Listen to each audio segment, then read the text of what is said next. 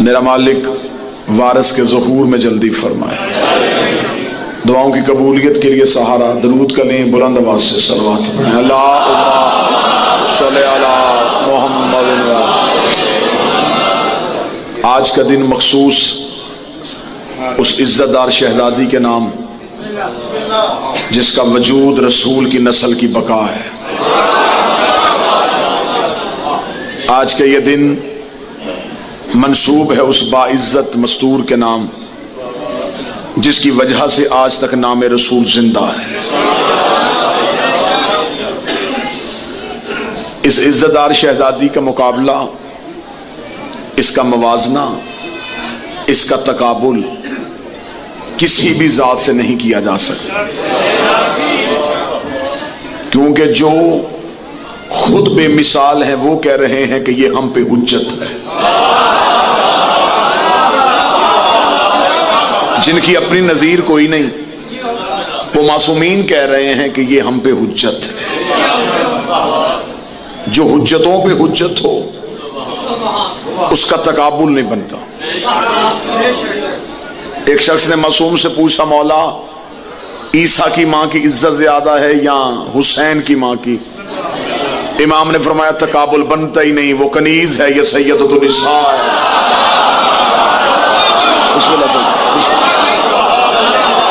اس نے کہا مولا وہ عیسیٰ نبی کی ماں ہے، فرمایا ہماری دادی سیدۃ النساء العالمین ہے،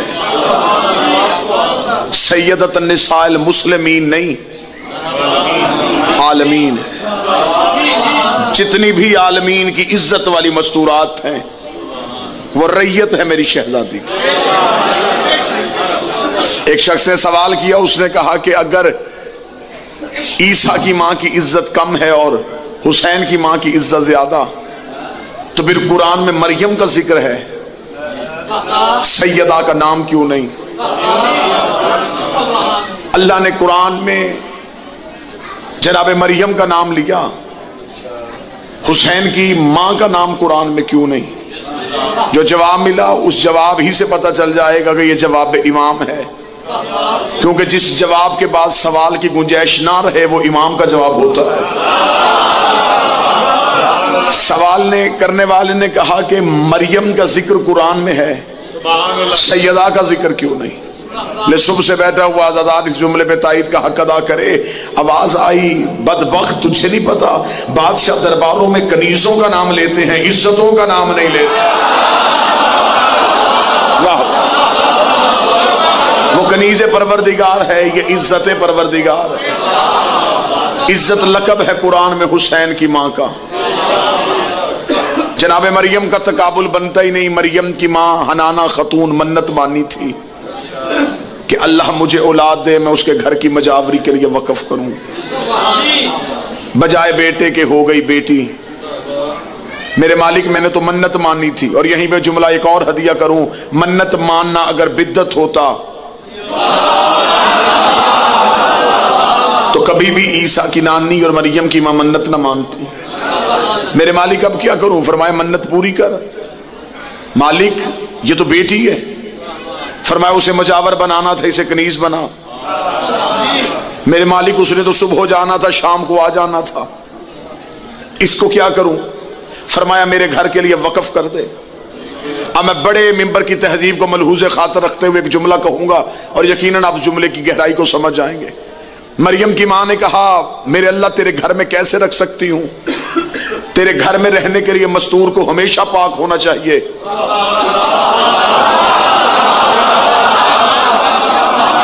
یہ تیرے گھر میں کیسے رہے گی؟ فرمایا رہ لے گی، کیونکہ مستور نہیں بطول بھی ہے، اور بطول کہتے اسے ہیں جو ایک لمحے کے لیے بھی ناپاک نہ ہو، اسے میرے گھر میں رہنے دے۔ میرے مالک پھر سارا انتظام کس کے ذمے؟ آواز آئی، وہ انتظام زکریا کے ذمے۔ وَقَفَلَهَا زکریا، زکریا سے کہا تو کفالت کر۔ جناب زکریا رشتے کے اعتبار سے جناب مریم کے خالو تھے، اللہ نے کہا زکریا تو نے کفالت کرنی۔ جناب زکریا گئے بیت المقدس کا۔ بس یہ تھوڑی سی تمہید سننا، دو بہترین نتیجے اور آپ سے اجازت لوں گا۔ बैतुल मक़दस में एक हुजरा बनाया, हुजरे में मुसल्ला बिछाया, मुसल्ले पे अल्लाह की कनीज को बिठा दिया। बाबा जी जनाब ज़करिया बिठा के दरवाजा बंद करके तबलीग दीन के लिए चले गए। तबलीग करते जहन में ख्याल आया वो जिसे बिठा के आया हूँ उसे भूख भी लगी होगी, उसे प्यास भी लगी होगी, उसके खाने का बंदोबस्त तो किया ही नहीं। जल्दी से घर आए, ज़ौजा से कहा जल्दी से खाना बना, मरियम के लिए रोटी लेके जाऊं। खाना उठाया, ज़करिया बैतुल मक़दस में गए, जाके दरवाजा खोला, हैरत की इंतहा न रही। बीबी मरियम के मुसल्ले के आगे रंग बिरंगे खाने, बेमौसम फल। ज़करिया ने देखा मरियम आप बाहर गई नहीं, अंदर कोई आया नहीं, ये खाने कहाँ से आए, ये फल कहाँ से आए। कुरान कहता मरियम ने मुँह आसमान की तरफ किया, करके कहा ये मेरे अल्लाह ने मुझे जन्नत से भेजे, मेरे अल्लाह ने मुझे जन्नत से भेजे। यहीं पे फर्क समझ में आ गया। जो जन्नत की रोटी का इंतजार करे उसे मरियम कहते हैं, जिसकी रोटी का जन्नत इंतजार करे उसे ज़हरा।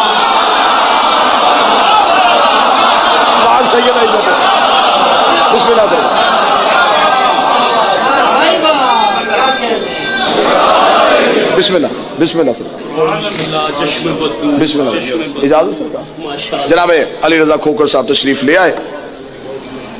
जो जन्नत से रोटी मंगवाए उसे मरियम, जो जन्नत रोटी भजवाए बोलेगा तो सही नाम है। चले मैं लफ्ज तब्दील कर देता हूँ, इस लफ्ज में अकीदा भी आ जाएगा। जो उधर वालों से खाए उसे मरियम कहते हैं, जो उधर वालों को खिलाए उसे ज़हरा कहते हैं।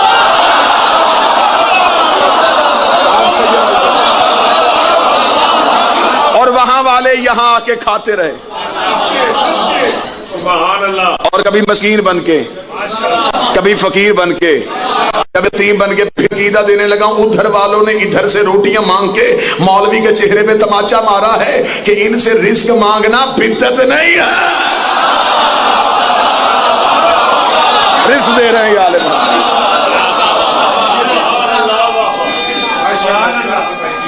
बिस्मिल्लाह।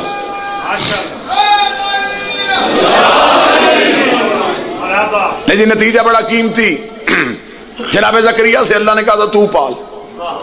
अब जब जनाब ज़करिया ने आके देखा कि ये तो खाना जन्नत से आ गया, बड़ी तवज्जो के साथ ये नतीजा सुनिएगा, और यही नतीजा और यही पे इजाजत।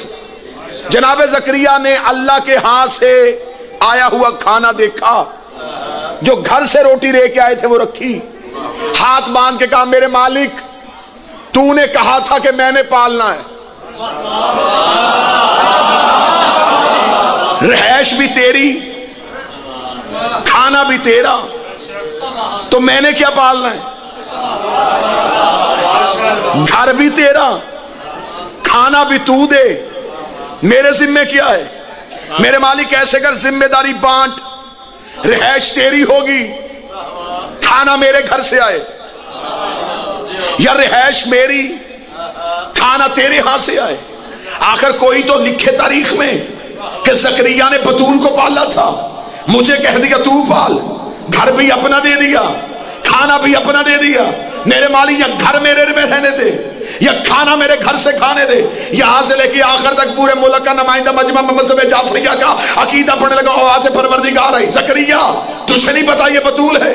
ज़करिया यार ये बतूल है, मैं भी अलैहिस्सलाम हूँ, मैं भी तो तेरा नबी हूँ, 2 वक्त की रोटी तेरी बतूल को खिला सकता हूँ। फरमाया खिला सकता है तू, लेकिन मजबूरी है। मेरे मालिक वो किया, फरमाया तू मासूम है, तेरी सोचा मासूमा नहीं, खाना बनाएगी तेरी बीवी, गैर मासूमा की पकी रोटी मरियम के हलक में चली गई, इसकी इस्मत खतरे में है। ला मेरी आंखों के सामने मौलवी, मैं उनसे पूछूं जो अल्लाह एक वक्त की ज़करिया की बीवी की रोटी मरियम को नहीं खाने देता, 13 साल अली की मां पकाती रही है, मोहम्मद खाते रहे।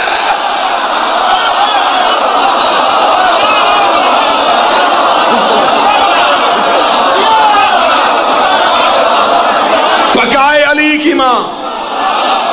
बिस्मिल्लाह सर।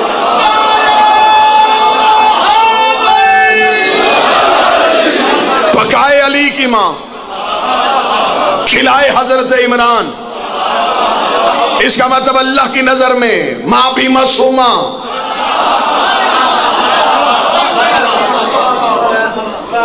अबू तालिब भी मासूम। ज़करिया तेरी बीवी की पकी रोटी नहीं खाएगी मरियम, میرے مالک اس میں میرا کیا قصور؟ فرمایا کیا قصور ہے تیرا؟ ٹھیک ہے تیری زوجہ غیر معصومہ ہے، لیکن میں کہہ نہیں رہا کہ تو نے پالا، گھر بھی میرا، کھانا بھی میرا، میں قرآن میں لکھ دوں گا تم نے پالا۔ اب سارے دن کی تھکاوٹ آپ نے میرے اوپر نہیں اتارنی، میں نے اپنے حصے کی خیرات لے کے جانی ہے۔ خدا نے کہا گھر بھی میرا، کھانا بھی میرا، میں قرآن میں لکھ دوں گا تم نے پالا، خرچے میرے، مشہوری تیری، میں تجھ سے نہیں کہوں گا میرے مالک جب میرے گھر ہی نہیں، کھانا ہی میرا نہیں، پھر میں نے کیا پالا؟ پھر مجھ سے کس نے پوچھنا ہے؟ مجھ پہ کس نے شک کرنا ہے؟ میں قرآن میں لکھ دوں گا کھانا بھی میرا ہوگا، گھر بھی میرا ہوگا، میں کہوں گا تم نے پالا، کھانا بھی میرا، گھر بھی میرا، میں کہوں گا تم نے پالا، کھانا بھی میرا، گھر بھی میرا، میں کہوں گا تم نے پالا۔ اللہ جانے خدا کی نظر میں ابو طالب کیا ہے؟ فرمایا ابو طالب گھر بھی تیرا، کھانا بھی تیرا، میں کہوں گا ہم نے پالا۔ جو بول سکے ہاتھ اٹھا کے حیدری۔ وہاں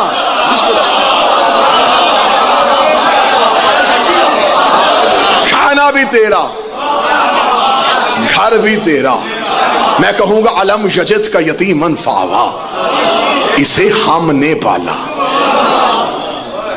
خرچہ تیرا، مشہوری ہماری۔ وہاں کہہ رہا ہے زکریا تم نے پالا، یہاں کہہ رہا ہے محمد کو ہم نے پالا۔ یہاں بھائی علی رضا میں نے ممبر پہ اکثر بندوں کو ان کی زبان پھسلتی ہے، غفلت کے ساتھ بابا جی جملہ کہہ دیتے ہیں، وہ یقیناً ان کی نظر میں توہین نہیں ہوتی لیکن اصل میں یہ بے ادبی ہے۔ اکثر بندے یہاں پہ کہہ دیتے ہیں جی اللہ نے حضرت ابو طالب کو کہا کہ ہم نے پالا۔ اللہ کسی کافر کے فعل کو اپنا فعل نہیں کہتا، یہی معنی ابو طالب لفظ بولا جاتا ہے۔ اللہ ہر معصوم کے فعل کو بھی اپنا فعل نہیں کہتا، اللہ بس اپنے ہی فعل کو اپنا فعل کہتا ہے۔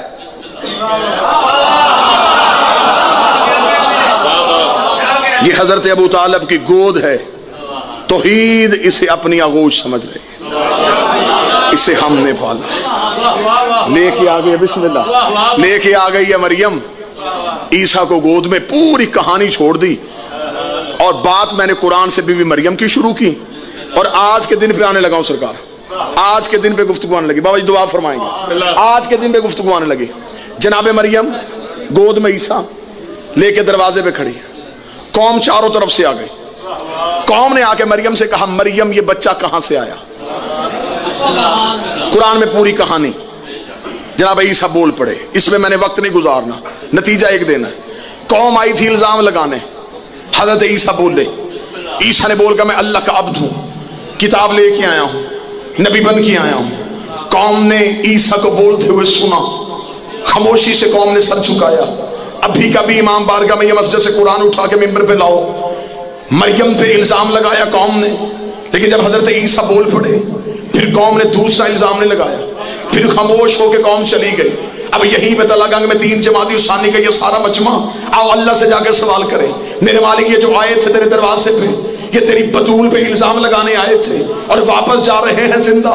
اس دور میں عذاب آتا تھا، آسمان سے بجلی گرا تھا، زمین کو کہتا پھٹ جاتی، یہ زمین میں چلے جاتے۔ الزام لگانے آئے تیری بطول پہ اور واپس زندہ جا رہے ہیں، میرے مالک ان پہ عذاب کیوں نہیں آیا؟ فرمایا عذاب انتظار میں تھا لیکن ٹل گیا، آنا تھا ان پہ عذاب۔ جب یہ گھر سے چلے میں نے عذاب بھی بھیج دیا تھا، عذاب انتظار کر رہا تھا لیکن ٹل گیا۔ میرے مالک کیسے ٹلا؟ مریم سے معافی مانگی، عیسیٰ کا کلمہ پڑھا، نہ عیسیٰ کا کلمہ نہ مریم سے معافی، چلے گئے واپس زندہ۔ یہ زندہ کیوں گئے؟ فرمایا زندہ اس لیے گئے انہوں نے مریم سے گواہ مانگا، بطول نے گواہ پیش کیا، انہوں نے مان لیا۔ جو بطول کا گواہ مان لے اس پہ عذاب نہیں آتا، جو بطول کے گواہ چھٹلا دے وہ کل بھی لانتی تھا، وہ آج بھی لانتی۔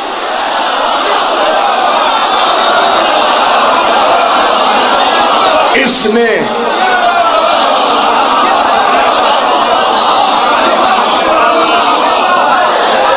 بطول کے گواہ جھٹلائے، مریم نے ایک گواہ پیش کیا، قوم مان گئی۔ صرف عیسیٰ بولے قوم سر جھکا کے چل پڑی. کیوں جا رہے ہو؟ انہوں نے کہا بیٹا بول پڑا ہے. گود میں بیٹے نے بول کے گواہی دے دی. کتنا سلام کروں میں اس قوم کو. انہوں نے مریم کا ایک گواہ مان لیا. زہرا کے 2 بیٹے ہاتھوں پہ امامے رکھ کے کہتے رہے ہماری ماں سچ ہو.